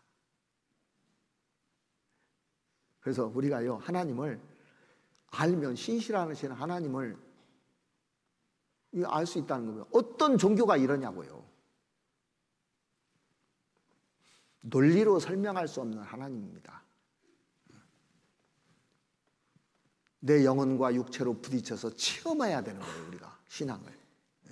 얼마나 거룩하신지, 얼마나 용서가 많으시고, 얼마나 신실하시고 인애가 많으신지를 경험해야 되는 겁니다. 제가 저번에도 말씀드린 것 같은데, 무디가 대단한 그 설교자고 또 전도를 참 잘한 사람이잖아요. 어떤 사람이 찾아와서 무디 선생님의 성경책을 보자고 온 거예요. 무디는 무엇보다도 성경을 사랑한 사람이잖아요. 성경을 사랑하고 말씀대로 평생을 살아온 사람의 성경책을 보는 것은 커다란 감격이잖아요. 저도 무디 성경책 한번 보고 싶어요. 그런데 무디 선생님의 그 성경책을 보니 색연필로 막 칠해져 있더랍니다.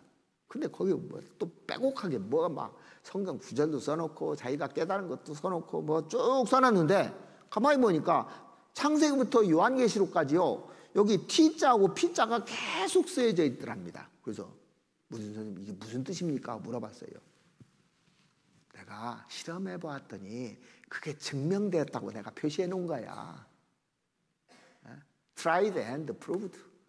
시험해봤는데, 내가 경험해봤는데 하나님 뜻대로 되는지 경험했는데 그대로 됐더라고. 확인한 것을 다 써놨다는 거예요. 창세기부터 요한계시록까지.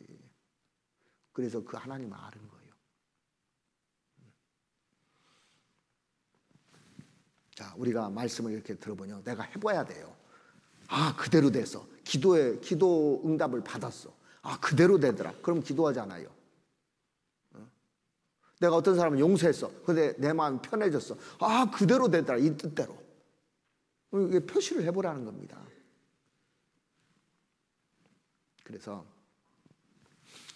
이 무디 선생님은 창세기부터 요한계시록까지 어느 말씀, 어느 한 구절 하나 성경에다가 자기를 적용하지 않은 것이 없다고 하잖아요.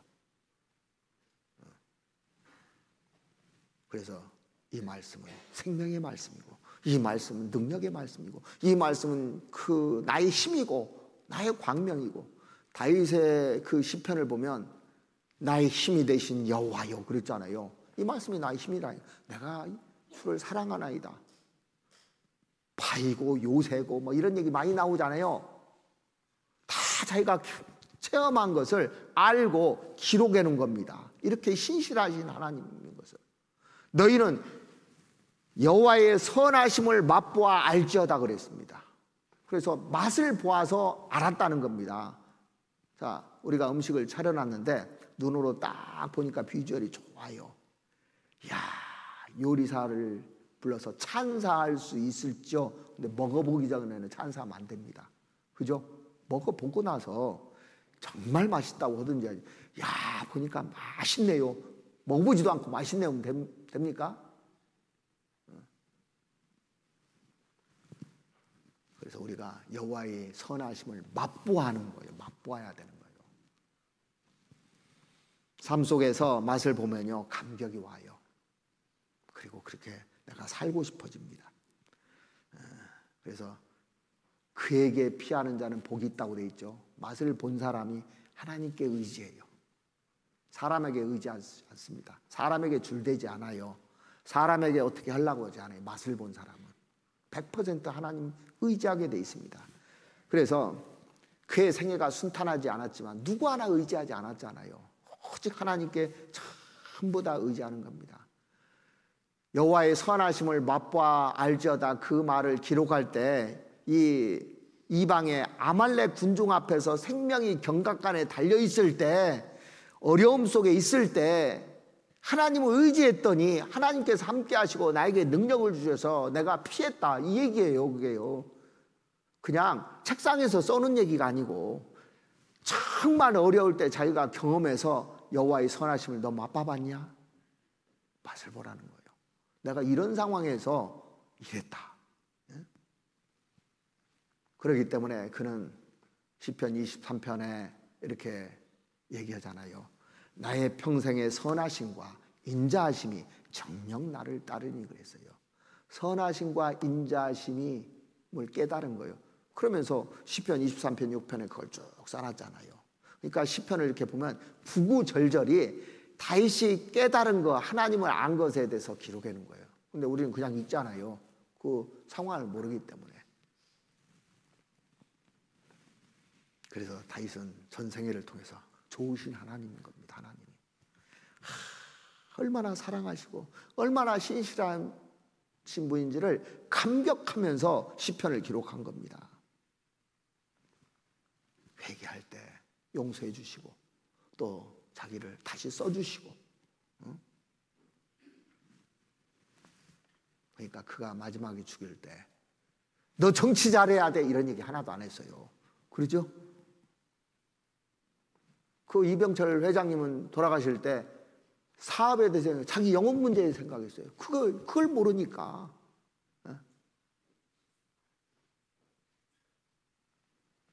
우리 부모님들은 자식에게 뭘 남기고 싶어요? 저도 이 말에 감동이 돼서 진짜 하나님 알았으면 좋겠다. 거룩하신 하나님, 용서할 수 있는 하나님, 그 신실하신 하나님 알을 수 있었다. 동일하게 유언으로 남기고 싶더라고요. 거기다 하나 덧붙이면 다윗이 얘기했는데 대장부가 됐으면 좋겠고 마음이 큰 사람이 됐으면 좋겠고, 하나님을 바로 알아야 하나님을 바로 섬길 수 있는 겁니다. 알아야 바로 섬길 수 있잖아요. 남편을 바로 아는 아내가 남편을 섬길 수 있는 거예요. 사장님을 바로 알아야만 이 종들이, 사원들이 바로 섬길 수 있는 겁니다. 스승을 제대로 아는 제자가 스승을 제대로 섬길 수 있잖아요. 그건 이치지 않습니까? 알아야 되는 거예요. 그럼 하나님을 제대로 알아야 하나님을 섬기는, 그때부터 섬기는 겁니다. 자기 생각으로 섬기는 것이 아닙니다. 제대로 알아야 되는 겁니다. 그래서 본문에서 세 가지를 강조하잖아요. 근데 딱 한 가지 얘기한 거예요. 내 아비 하나님을 알고 온전한 마음과 기쁜 마음으로 섬길지어다. 섬긴다는 것은 종의 심정이 아니면 절대 섬기지 못합니다. 하나님께서 내 주인 되심을 바라보고 내가 종이라는 마음 없이는 절대 섬길 수 없는 겁니다. 오늘날 많은 책들을 보십시오. 책의 내용이 전부 다 뭔지 아십니까? 인생의 주인은 나다는 거 가르쳐요. 전부 다. 내가 주인공이라는 거 가르쳐요. 근데 인생의 주인공은 우리에게 있어서는 내가 아니고 하나님입니다. 아십니까? 바꾸셔야 돼요. 이 세상은 휴머니즘 속에 있기 때문에, 인간 중심으로 있기 때문에 전부 다 자기 중심입니다.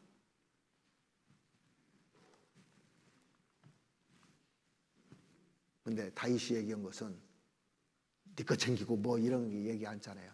너 하나님을 알아야 돼. 하나님이 내 주인이다. 그리고 온전한 마음과 기쁜 뜻으로 하나님을 섬겼으면 좋겠다. 그러니까 온전한 마음이라는 것은 강요된 헌신이 아니잖아요. 강요된 뭐 봉사가 아니잖아요. 강요해서 성전지를 하는 거 아니잖아요. 더 온전한 마음과 기쁜 뜻으로 백성들이 이 모든 것을 기쁜 마음으로 가져왔듯이 이 헌물들을 기쁜 마음으로 해야 된다. 그래서 헌신도요, 그 온전한 마음과 기쁜 마음으로 해야 된다고 성경에 돼 있잖아요. 자, 봉사할 때도 그렇고 말할 때도 그렇고 성경 한번 찾아보시겠습니다. 베드로전서 4장 한번 보시겠습니다.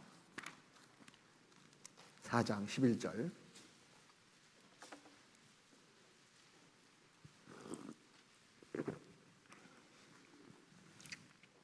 만일 누가 말하려면 하나님의 말씀하시는 것 같이 하고 누가 봉사하려면 하나님의 공급하시는 힘으로 하는 것 같이 하라. 이는 범사에 그리스도 예수 그리스도로 말미암아 하나님이 영광을 받으시게 하려 함이라. 그래서 우리가 말하는 것도 봉사하는 것도 하나님의 영광을 위해서 하는 겁니다. 전부 다.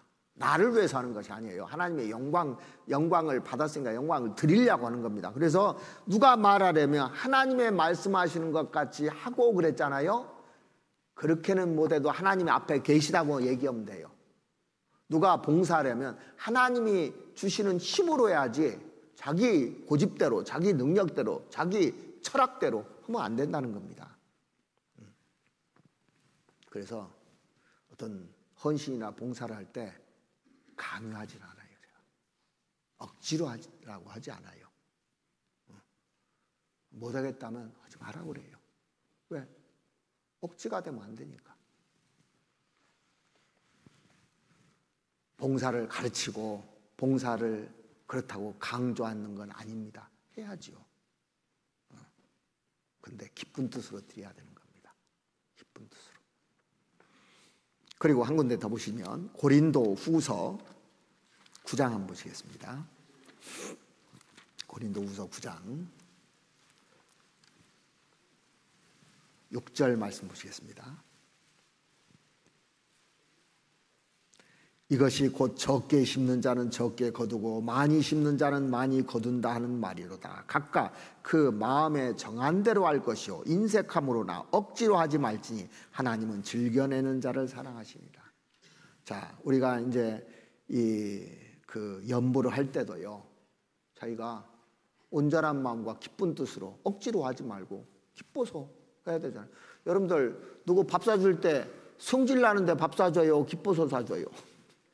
기쁜 마음으로 사주고 잘 먹으면 고맙죠.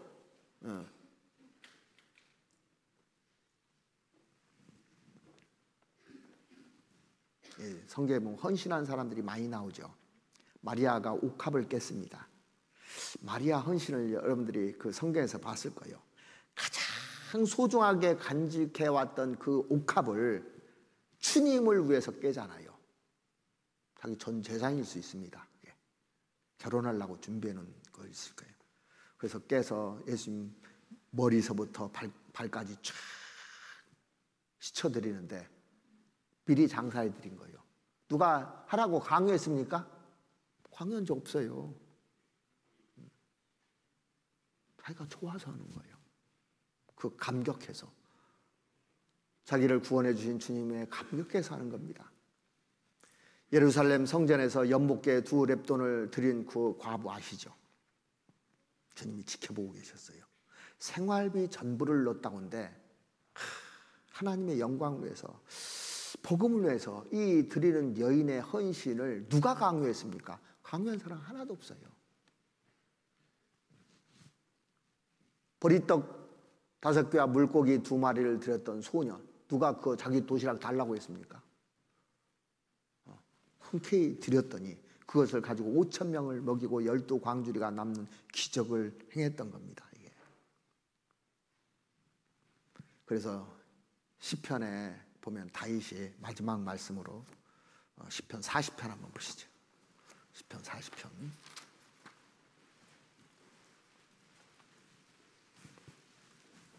8절입니다.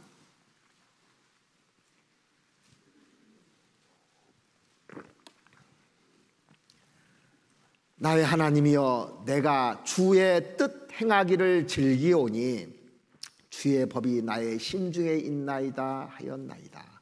자, 내가 주의 뜻 행하기를 뭐라고요? 즐긴다고 돼 있어요. 어린 시절 목동으로 양을 치던 때부터 기쁜 마음으로 평생 하나님을 섬겼던 다윗입니다. 한나라 왕으로서 정말 주님을 평생 잘 섬겼던 왕입니다. 그가 마지막에 그 자기가 섬겼던 하나님, 자기가 알고 섬겼던 하나님, 온전한 마음과 기쁜 마음으로 섬겼던 하나님, 그 하나님을 마지막에 그 솔로몬 자기의 아들에게 유언으로 남겨요. 마지막 유언입니다. 내 아들아, 내 아들 솔로몬아, 너는 내 아비의 하나님을 알고 온전한 마음과 기쁜 뜻으로 섬길지어다 그랬어요. 우리에게 얘기하는 겁니다. 사실은 우리에게 유언과 같은 말씀을 해주시는 겁니다. 가장 중요한 말씀일 수 있어요. 이러면 변해요. 그래서 여러분들이 그 하나님을 정말 알아봐야 돼요. 어떤 하나님인지. 이 다윗이 깨달았던 하나님, 거룩한 하나님, 용서하시는 하나님, 신실하시는 하나님. 제가 이제 시편 통해서 느꼈던 것이 이 하나님을 아는 거예요. 그러니까 하나님 마음에 쏙 들은 겁니다. 그 사람을 하나님께서 안 쓰시겠습니까? 쓰지 말라고도 쓰셔요. 왜 나를 안 써주냐고 하는 사람이 가끔 있더라고요. 쓰지 말라고도 하나님이 찾잖아요. 그 왕을 예선할 때 그 장녀 엘리압부터 쫙 7명이 도열했는데 아니다고 그랬잖아요. 양치고 있는 그 다윗을 찾아서 썼다고 됐어요. 숨어 있어도 다 찾아냅니다. 하나님이요. 그래서 우리가 하나님에 대해서 더 많이 알았으면 하는 바람입니다. 같이 기도드리겠습니다. 우리를 사랑하시는 우리 아버지 하나님, 오늘 다윗이 깨달은 하나님을 저희도 정말 체험으로 깨달을 수 있도록 하나님 도와주시옵기를 바랍니다. 다윗이 그 아들 솔로몬에게 유언으로 남겼던 내 하나님을 알고 온전한 마음과 기쁜 뜻으로 섬길지어다 하는 말씀대로 정말 우리가 하나님을 제대로 알고 섬기는 신앙이 될 수 있도록 하나님 도와주시옵소서. 그동안 내 생각과 내 철학과 내 뜻대로 내 주장을 하면서 살았던 그 잘못된 그 모습이 아니라 정말 하나님 앞에 자백하고 용서를 받고 하나님을 신실한 하나님으로 모시고 살아갈 수 있도록 도와주시기를 바랍니다. 그래서 내가 변화야만이 나를 통해서 우리 가족이 변하고 또 직장에 있는 사람들이 변하고 이 사회가 변할 수 있다 생각합니다. 하나님께서 구원받은 사람을 빛과 소금으로 표현해 놓으시고 빛과 소금이 되기를 간절히 원하시는 것처럼 우리도 정말 거룩한 모습으로 살아갈 수 있도록 도와주시옵기를 부탁드립니다. 우리를 사랑하시는 우리 구주 예수 그리스도의 이름으로 기도드렸습니다. 아멘.